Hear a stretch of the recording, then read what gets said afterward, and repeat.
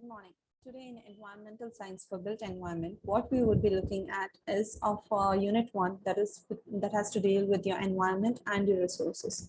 So starting off with your environment and resources, we would have to go into detail about these subcategories. Though there are a lot of subdivisions, we would first start off with what exactly is an environment. So looking at your environment, the physical, the chemical, and the biological presence of living and non-living things outside an individual species is called as its environment. So environment is basically everything that is around surrounding you and as a whole. Yeah.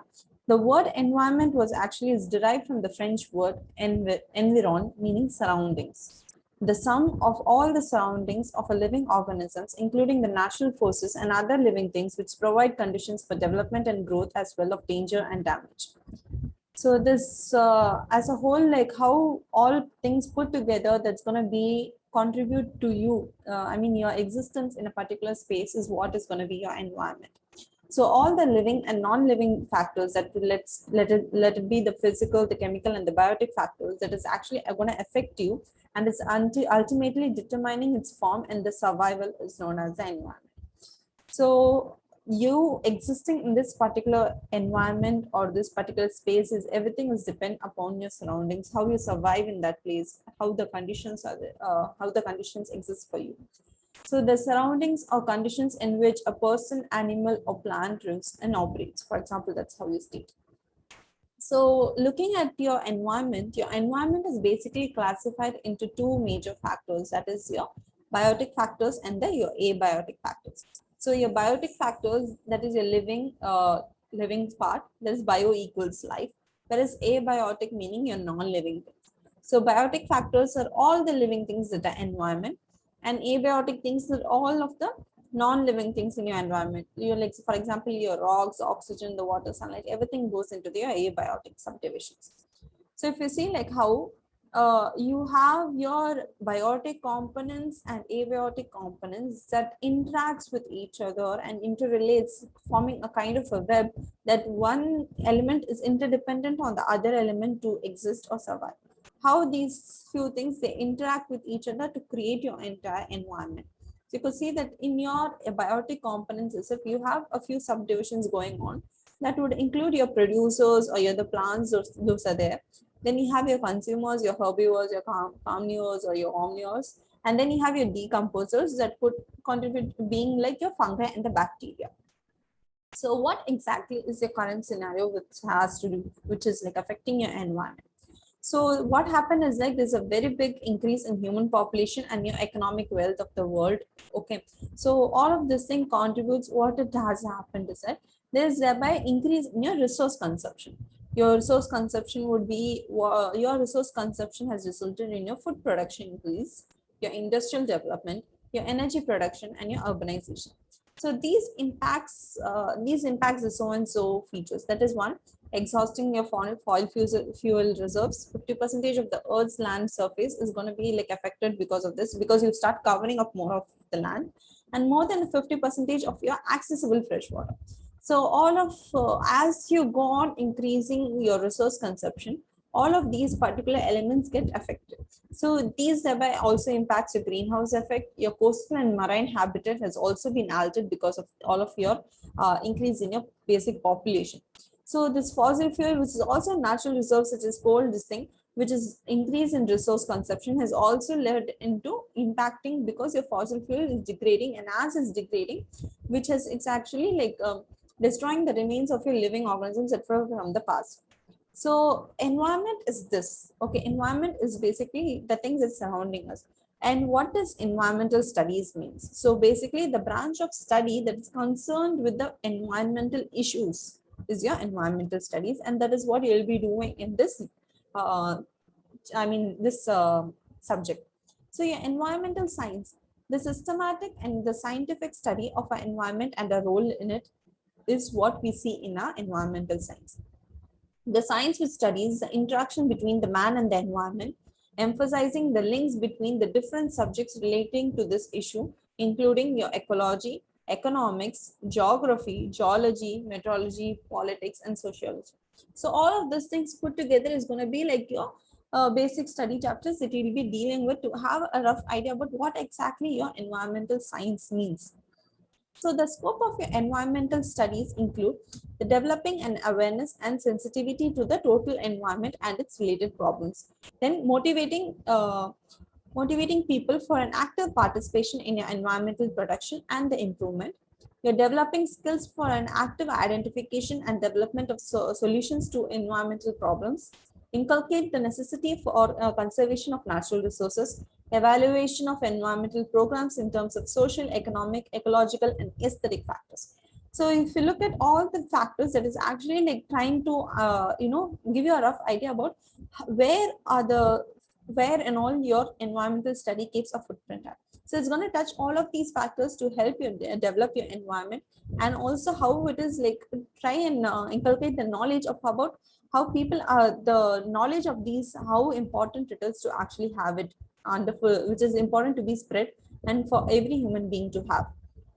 So the objectives of EVS are like, strictly classified into few points that would be going against, starting from the first point, that would be your awareness. So awareness about environment and its allied problems. The knowledge, as you acquire the basic understanding and the experience about our environment and the associated problems. So as you have to have awareness of what is happening, you should also have a knowledge in-depth detail about what exactly is happening, and the attitude about how you actually concern, how you actually react to all of these problems. The concern for the environment and the active participations in this improvement and the protection. So how you what step do you take with regards to this?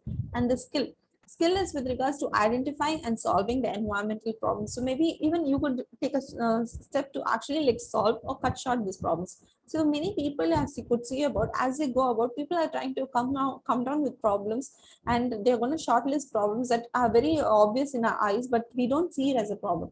But few people like try and shortlist these problems, and they also try come forward bringing out solutions for these problems. And going about these days, people seem to be taking more your environment into consideration. They seem to have like more effect on people. But then again, you never know like how exactly this goes about unless and until people accept all of those things. And that is where your participation comes about. So you're providing opportunity to be involved in resolving the environmental problems. So you have to like, as people come by and move forward, only then will all of these problems will be solved. So that exactly would be your objectives of your EVS. So now, what is the importance of your studies is that in the industrialized era that we live today, every component that we intake, let it be air, water, food, everything is contaminated by the industrial activists. There is no zero pollution. To minimize this problem, knowledge and environmental studies is essential, and in-depth study of the environment studies will help us in the following ways. So looking at this, what and all other things do you think we could start off with, and how we could go about it? So what we'll do is that we'll begin to appreciate and adopt the idea of development without destruction of the environment. So with all of this in-depth study, we could actually do all of these problems. Like, you don't have to compromise one thing to actually have a self-being over here. So knowledge about the various types of environments and different environmental hazards. So you have to have a what exactly to do it without destruction. You have to have a basic knowledge of it, going about our principles that we just saw. And then we have to play an effective role in protecting the environment by demanding changes in the law and the enforcement systems. So it's not a one-step process that, okay, a single person, you have a lot of people who have to come forward to accept it, right? So participation with regards to that, we also have to have, so we have to try and bring changes. So to bring changes, we require law and enforcement systems. So we have to having a positive impact on the quality of life, how you actually change, and how like set an example for other people to come forward and do it all. And then creating a concern and respect for the environment. So it's talking about how you actually should have a concern and respect for environment. It's not something that, okay, let me do it and then just start off. You have to have feelings, you have to have emotions for something, that you have to have feel attached to something to, to have it on the long run process, for which you can't be discouraged. You have to keep moving forward and move it off. So looking at looking at the importance of the EVS, you have so many factors going about why actually this EVS is very important to us. But then again, like people are disregarding the facts that this is not something that we could just take it casually. We have to move forward and you have to spread. As the word spreads, as the information spreads, as the knowledge spreads, people start considering it more, and we can maybe save our planet better. So going about with the need for the public awareness, you have to increasing population.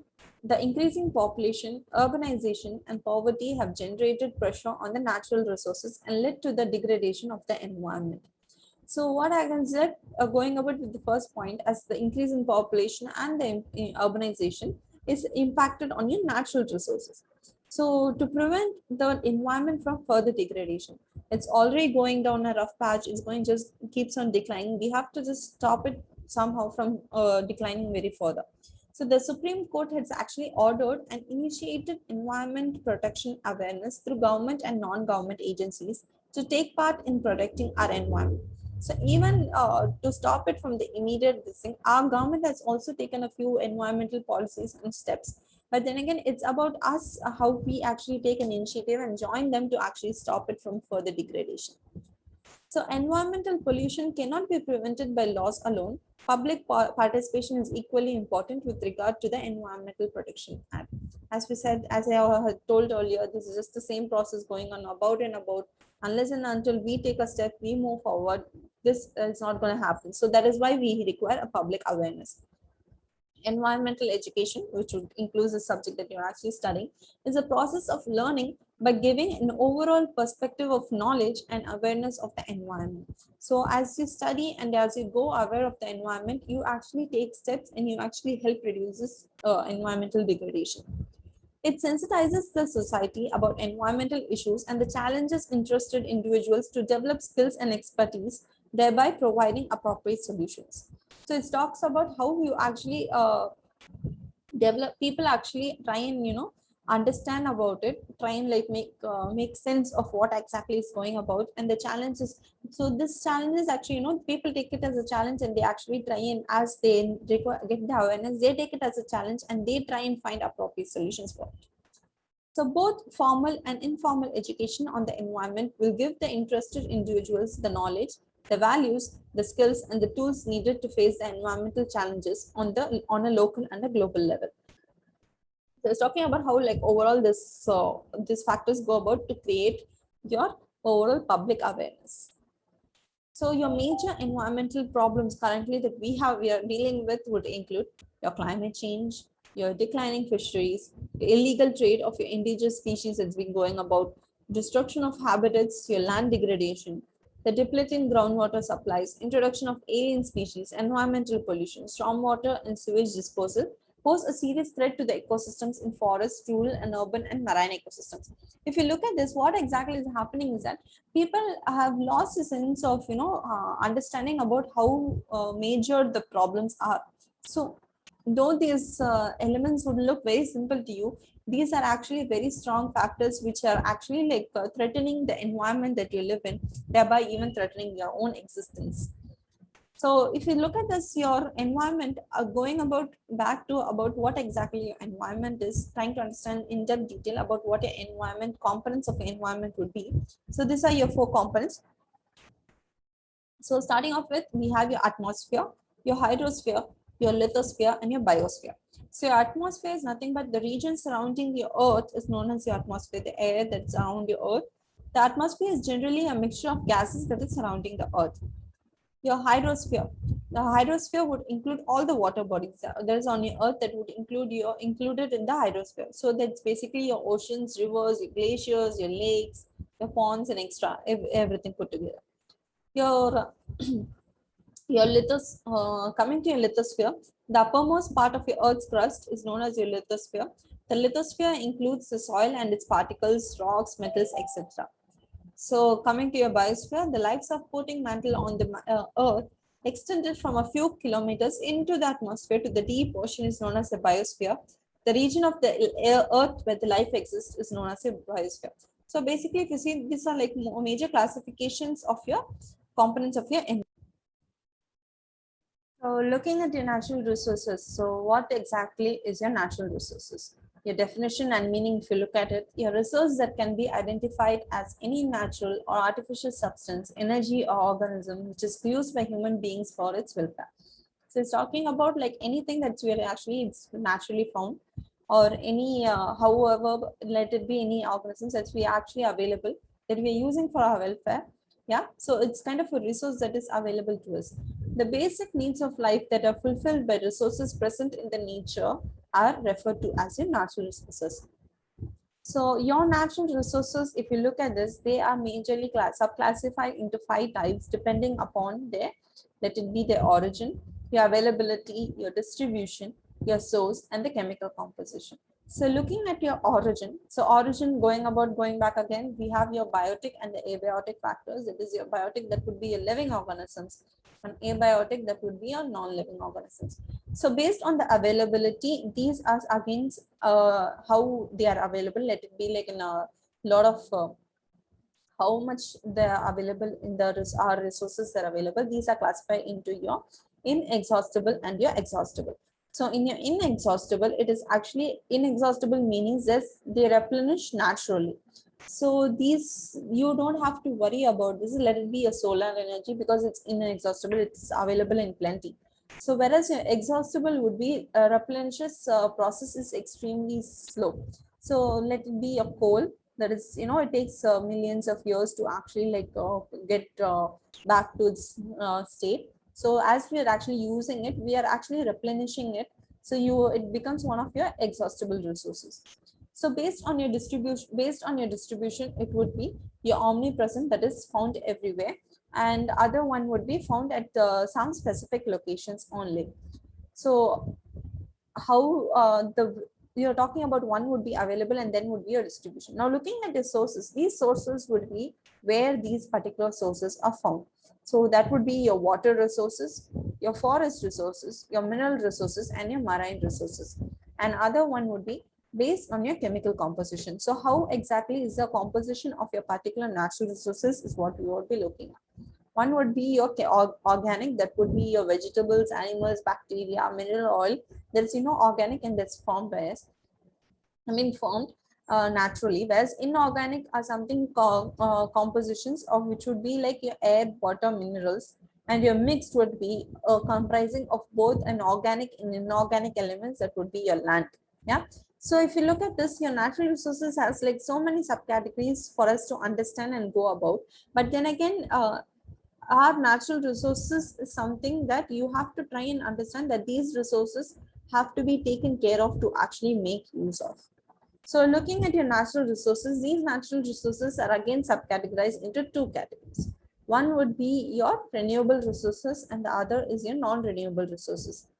Your renewable resource is nothing but a natural resource that can be replaced at the same rate at which the resource is used. So these things keep coming back. Like for example, your trees, your wind and water. So, but your trees, though it comes under a renewable resource, you have to take some steps for it to stay as a renewable resource. As you keep cutting down, though it grows back up, if you don't give it some space and some time for it to grow back, it doesn't stay in your renewable resource link. So looking at your non-renewable resource, a resource that forms at a rate that is much slower than the rate at which it is consumed. A fossil fuel is a non-renewable energy resource formed from the remains of the plants and animals that lived long ago. So, for example, I already stated about a coal or a fossil fuel that's been there. So, coal, petroleum, and natural gas are examples of your non-renewable resources. So, if you keep depleting them at the state that we are currently depleting them, what would happen is that they would be gone. So once they're gone forever, because like it's going to take a very long time for all of those resources to get back into order.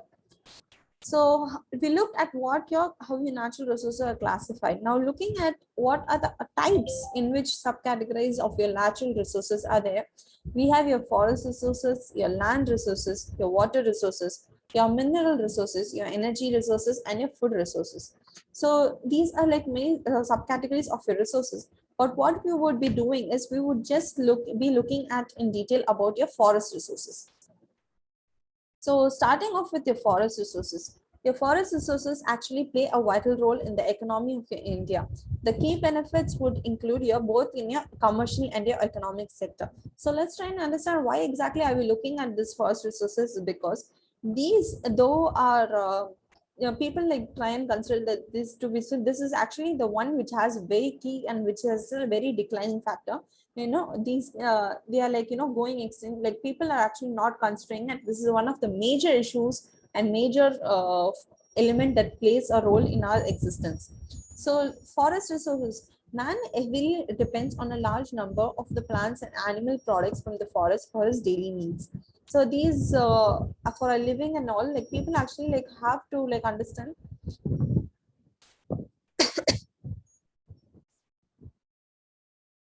So the man depends heavily on the, so this talking about how we are actually very much dependent upon all of these needs. So the chief product being your wood, that is a fuel, and the raw material for the various industries, such as your pulp, your paper, your newsprint board, your timber for furniture, and other uses such as in packaging articles, your matches, your sports goods. So if you keep like, there are a lot of elements that we actually like try and get from your forest. And these are like, even the simple, basic, simple necessity, it's not like it is necessity, but then again, everyday elements that we actually use are actually taken from the forest. So the forest in some way or other has contributed to a large number of resources that we actually use at our home on a daily basis.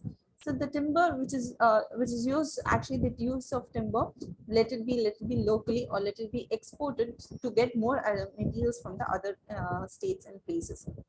So then you also have your gums, your resins, dyes, tannins, fabrics, etc.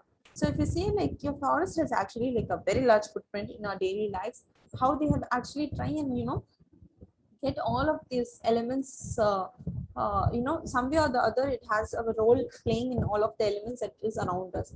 So the plants that is actually used for medicines and drugs are also got from the forest resources.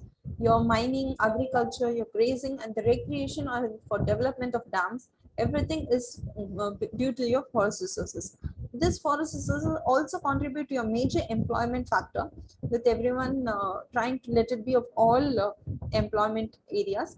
Your ecotourism, let it be hiking, your camping, your bird watching, and adventurous activities are all taken into consideration because of your forest resources. So looking at this forest resources has a very large impact, and this is what we were just looking at in this unit.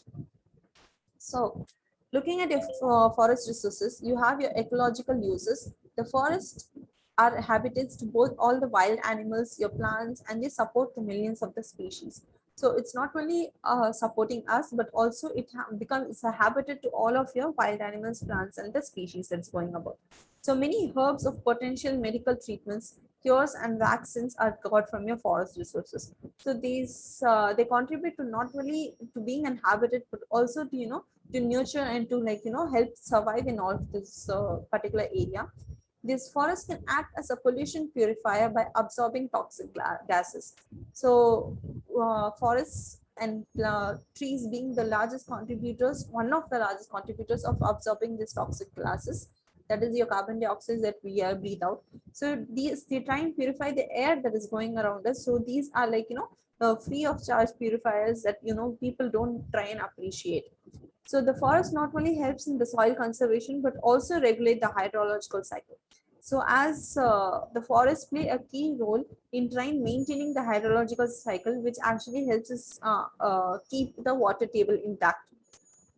Then looking at the commercial values, the forest can provide the food, the fiber, edible oils, and drugs. So how the forests are actually contributed and played a role even in the commercial state is what we looked at. But then again, the other key benefits, not really just for your ecological and commercial uses, it also has other key benefits which would include your providing of your clean water. So looking at here this particular thing, you could see that it has like erosion control. You have, it cleans your air, gives you oxygen, gives you food, it gives you a habitat, and also it actually gives you timber and all of those features. So a particular just a tree from your forest resources contributes so much for us, whereas we have to try and understand, try and understand how these play a role in our lives and how we could actually help save them from declining and degradation. So your other key benefits, as we were talking about, would be your providing your clean water, as it slows down the rainwater flow and your aids in soil absorption for the gradual release into the streams and to slow at an even rate. So it avoids the water from running off, and it tries to have a controlled flow of water. So it goes and gradually joins into the rivers and streams. So it prevents flooding, it filters toxins and impurities, and also facilitates the water availability in summer. So it's because these forest resources not only just give us provide food, but also take care of the surroundings environment around them by cleaning the water and keeping taking care of the water table. So it also cleanses the groundwater as it filters through their root systems. So these, you could understand that how it actually goes about to play a role in not only helping itself sustain in the particular environment. It is like, more of a, rather than taking care of itself, it's like, taking care of everything on surroundings and also providing us major of the natural resources. So these forest resources, looking at the other elements would be, wildlife habitat, as we are already spoken. It's like, has a home to the millions of wild animals and plants. And as about 7 million species are found in the tropical forest alone. Then would be a regulation of your hydrological cycle, going about the same thing. So these are like, they actually, forest watersheds, they act like a giant sponges. They absorb the waterfall, slowing down the runoff. They control the climate through transpiration of water and the seed clouding.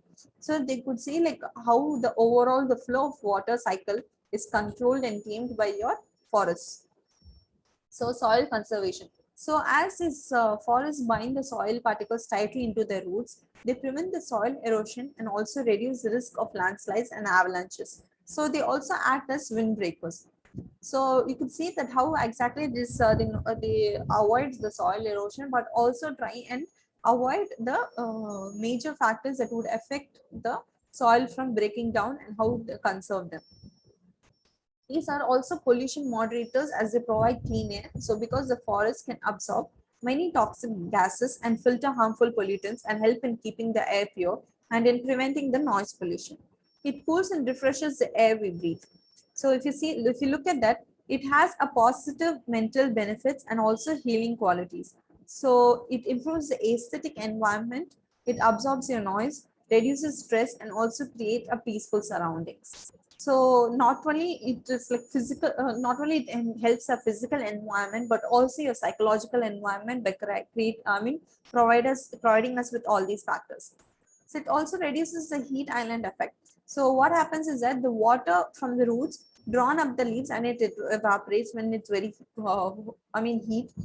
heated up. So this conversion, what happens is that it absorbs a huge amount of heat that is like affected, thereby cooling the hot city air, thus reducing the heat island effect resulting from too much glass and concrete. So by reducing the heat island effect, you actually reduce the environmental temperature that's around you, and also helps you prefer and have a cool indoor climate. So if you look at this, your major forests are classified into few subcategories depending upon the forest types. Yeah. So based upon the climatic conditions, your forests are also subdivided. So that would be your tropical rainforest, your tropical deciduous forest, and your tropical scrub forest, your temperate rainforest, your temperate deciduous forest, and your evergreen coniferous forest. So looking at this, so these are actually tropical rainforests are nothing but your evergreen broadleaf forests found near the equator. So they are characterized by high temperature, high humidity, and high rainfall, all of which favor the growth of the trees. So this is one particular condition where they live in, and they are like set up and moduled so that they could survive in their particular environment, and that is also helps in the, which would also favor the growth of the growth of those trees. Tropical deciduous forests, they are found a little away from the equator, are characterized by warm climate the year round. The rain occurs only during monsoon. So these are like, where they are protected. So your other would be a tropical scrub forest. So these are actually found in areas where the day seasons are even longer.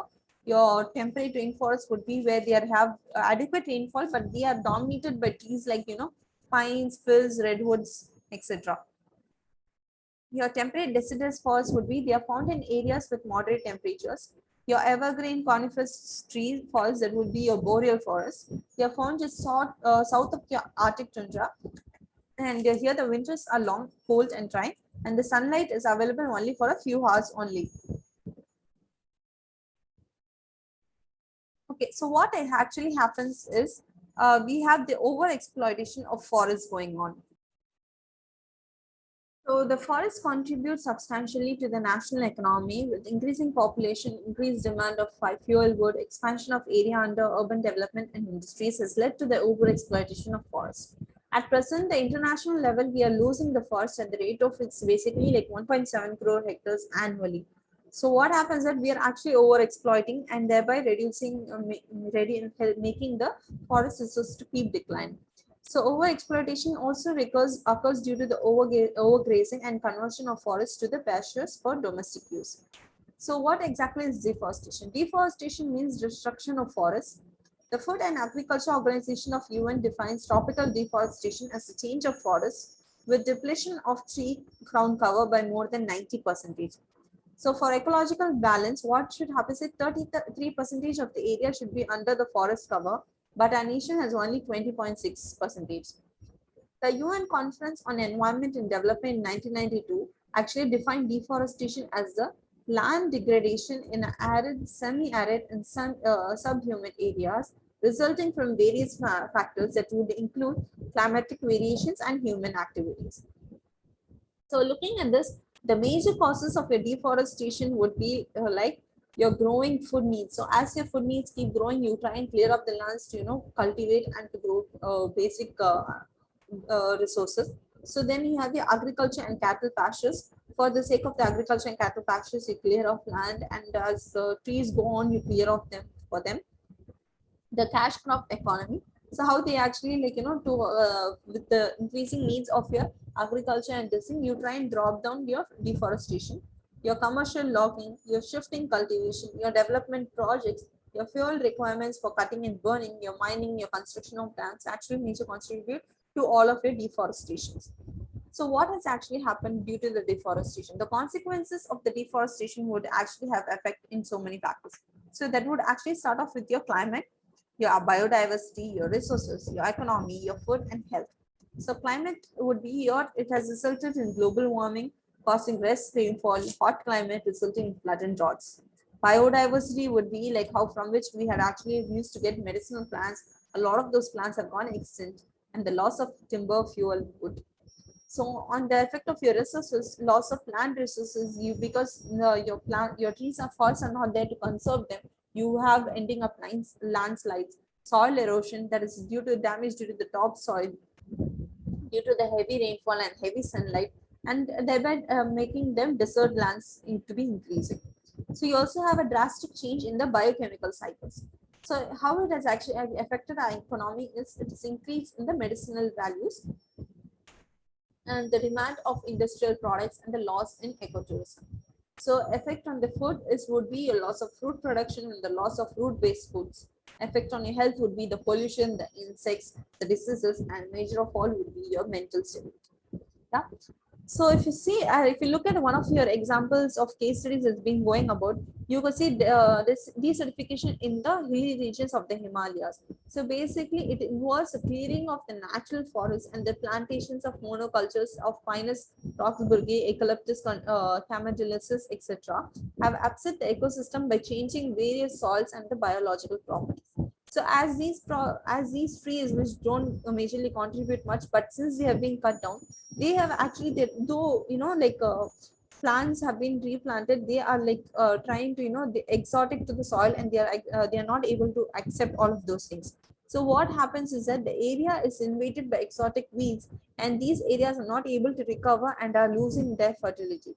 So as they have tried to cut down this thing, new people are new species are trying to cover up for them, and these species are making the soil lose its fertility. Another example would be your disappearing tea gardens in Chota Nagpur. So following the destruction of the forest, rainfall declined in Chota Nagpur to such an extent that the tea gardens are also disappearing from the regions. So you could see the just how much impact even the one set of species has on the other. So with this declining of your forest, even your tea gardens have started to decline.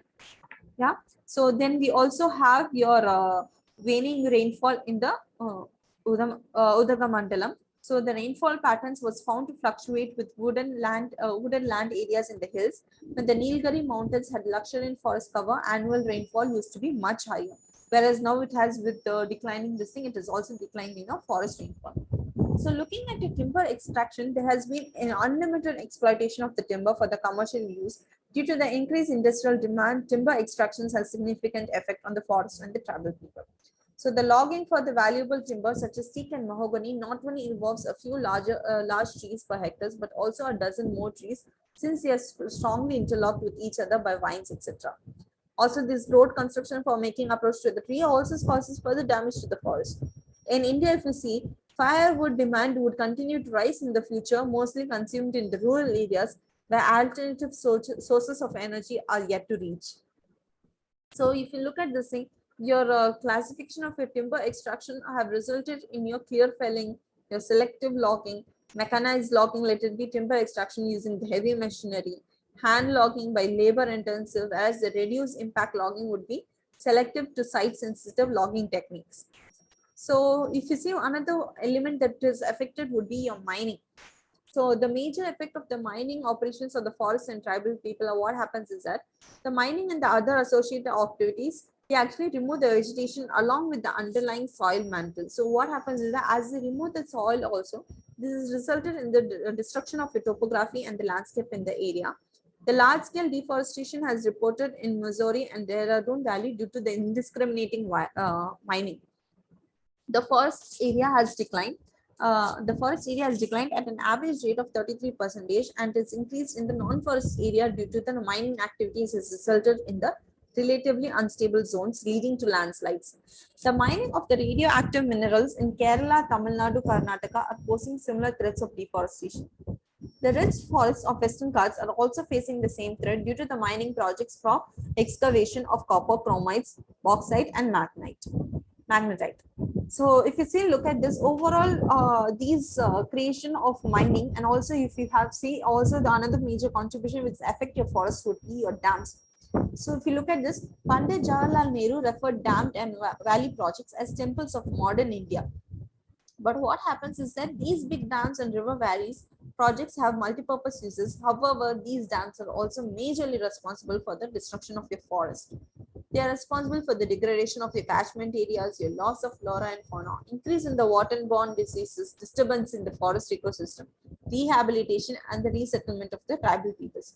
India has more than 1,550 large dams, the maximum being in the state of Maharashtra with being more than 600, followed by Gujarat by more than 250, and Madhya Pradesh with around 130. So the highest one is the Tehri Dam on the river Bhagirathi in Uttaranchal, and is largest in terms of capacity in Bakra Dam on the river Satluj and Risen. Big dams have been in sharp focus of the environmental groups all over the world. So what happens is that overall these dams, though they contribute large of the resources, though these are temples, they contribute by helping us save the water and all of that. But then again, you do understand with a lot of this particular element has a lot of disadvantages. And you could look at how much, we're talking about the loss of flora, increased waterborne disease. With few good things, there are a lot of bad things attached to it.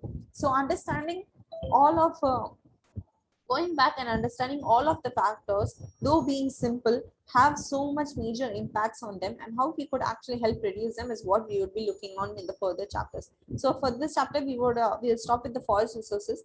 Moving forward, we'll look at the other topics in detail. So yeah, so we'll wrap up with this. This will be for this session. So we'll see you guys in the next class. Yeah, thank you.